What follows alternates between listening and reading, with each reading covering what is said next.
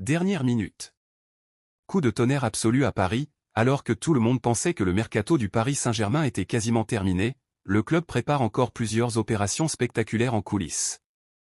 La direction parisienne serait notamment prête à frapper très fort pour recruter un gardien de classe mondiale, tandis qu'un cadre offensif pourrait être poussé vers la sortie.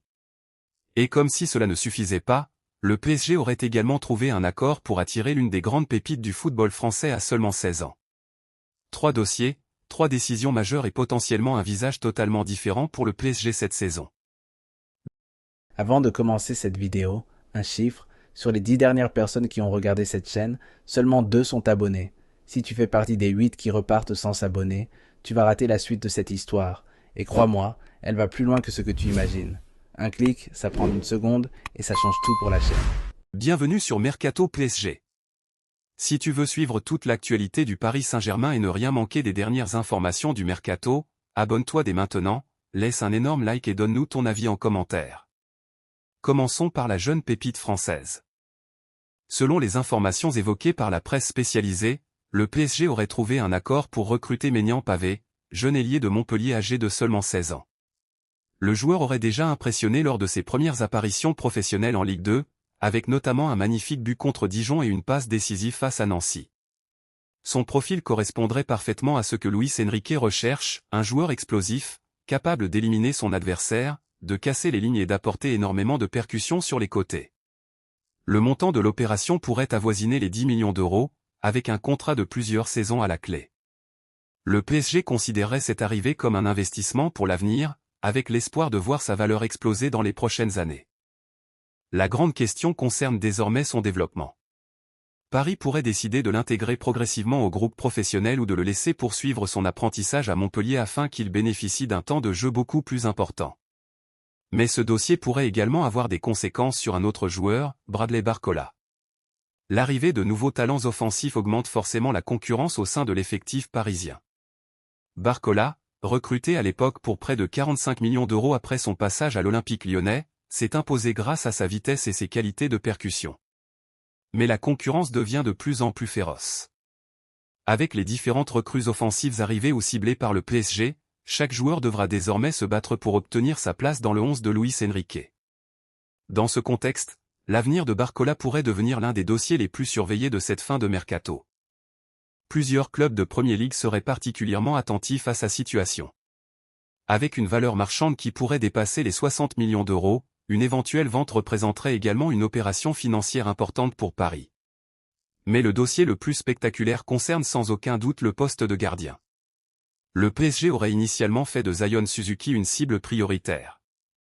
Mais le gardien japonais pourrait finalement prendre une autre direction, obligeant Luis Campos à réagir rapidement. Et c'est là qu'arrive le véritable coup de tonnerre. Le PSG aurait désormais jeté son dévolu sur Diogo Costa, le gardien du FC Porto et de la sélection portugaise. Le profil du Portugais correspond parfaitement aux exigences de Luis Enrique. Excellent sur sa ligne, très à l'aise balle au pied et capable de participer activement à la construction depuis sa surface, Diogo Costa possède toutes les qualités recherchées par l'entraîneur parisien. Mais pour le faire venir, Paris devra sortir le chéquier. Sa clause libératoire serait fixée à 60 millions d'euros. Une somme énorme pour un gardien, mais qui ne semblerait pas forcément effrayer la direction parisienne si elle considère que Costa peut devenir l'un des meilleurs portiers du monde. Cependant, un problème majeur se pose, Lucas Chevalier. Le gardien français, arrivé avec de grandes ambitions, entend bien s'imposer dans la capitale. Une arrivée de Diogo Costa pourrait donc complètement remettre en question sa position au sein de l'effectif. Le PSG devra ainsi choisir entre continuer à faire confiance à Chevalier ou frapper un énorme coup en activant la clause de 60 millions d'euros du Portugais. Et c'est précisément ce qui rend cette fin de mercato aussi passionnante. D'un côté, Paris prépare l'avenir avec une pépite française de seulement 16 ans.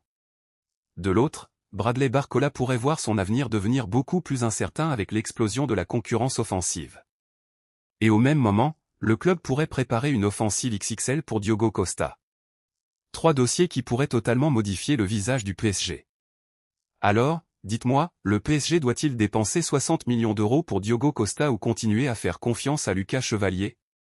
Donnez votre avis en commentaire, abonnez-vous à Mercato PSG, laissez un like et partagez la vidéo pour ne rien manquer des prochaines informations. Parce qu'à Paris, le mercato est loin d'être terminé. Ou frapper un énorme coup en activant la clause de 60 millions d'euros du Portugais. Et c'est précisément ce qui rend cette fin de mercato aussi passionnante. D'un côté, Paris prépare l'avenir avec une pépite française de seulement 16 ans.